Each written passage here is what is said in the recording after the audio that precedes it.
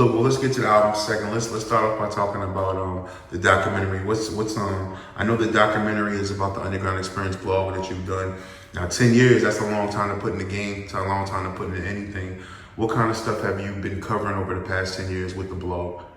A lot of different indie artists. It started out, I was just going to, just focus on trying to expand outside of just hip hop. I had done the very first one. It was on a rock group that I did a show with some years ago at the IMA's Independent Artist Awards, and then it kind of, I wasn't getting more traction from those type of artists to kind of broaden my scope and my network as an MC. So I started gravitating to even more independent artists. Artists from all across the world. I've interviewed, artists from California to Prague, Czech Republic. So, that's dope. Is it hip hop out there, like Czech Republic and stuff like that? Yeah, it's hip hop. It seems like a lot of times the European hip hop or the European artists have more, reverence for the culture as far as like lyrics and lyricism than even we have in the States sometimes.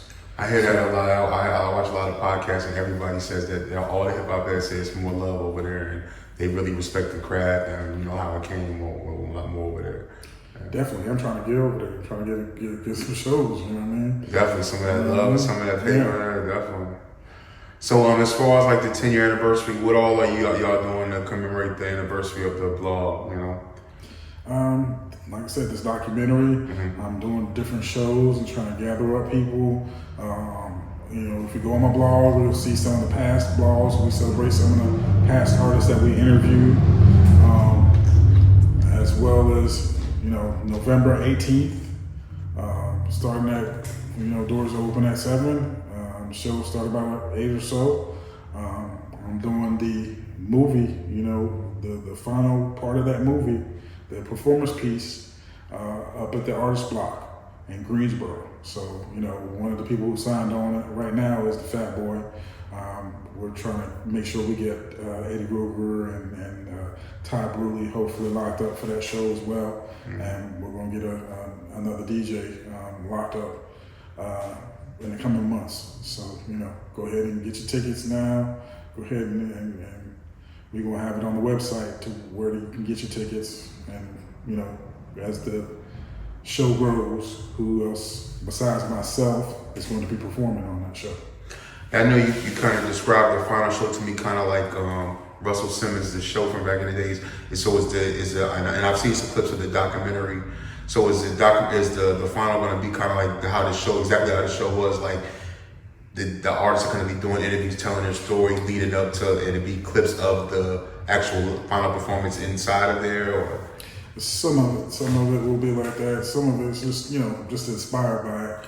Yeah. But it'll be kind of similar to kind of give people a feel of what we're talking about and what the scene is. Well, it's definitely gonna be dope. I know the clips I've seen so far was so dope. You had a lot of dope people in there like Dipsy D.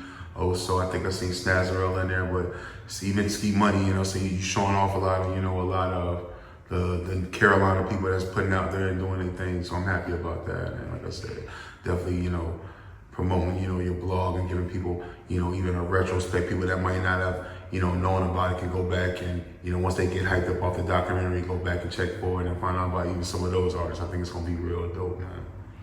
Yeah, I appreciate it. I'm hoping that, everybody feels invested in this to go out and support it. And they can actually invest and support it, with the dollars as well. If they want to be an executive producer or named as a sponsor or have some type of special thank you at the end of the movie, they can go to www.empiremusic.com. That's MUSIQ. MUSIQ. Yeah. And they can go ahead and check that out, where they can, for anywhere from, 5 to 10 just be named as a thank you or a special thank you or a sponsor, on up to an executive producer, which we get into a little higher brackets there on the sponsorship numbers. But I think that's dope. Check that out. Yeah, I think that's dope. I seen a lot of people do that kind of like Patreon, Indiegogo thing, not just to finance, whatever project they doing, but kind of help promote it. I think the RZA did a dope thing with that, where the RZA kind of put out like a package where he was giving people the opportunity to be like, executive producers of a Wu-Tang album, Big Finance. And like I said, that's a good way. I mean, in the era we are now, that's what it's leading to, there's no gatekeeper. So you'll be able to find your own financing, and trust me, people will be happy about it, when it blows up and it becomes a legendary DVD. And they were able to connect with you through that.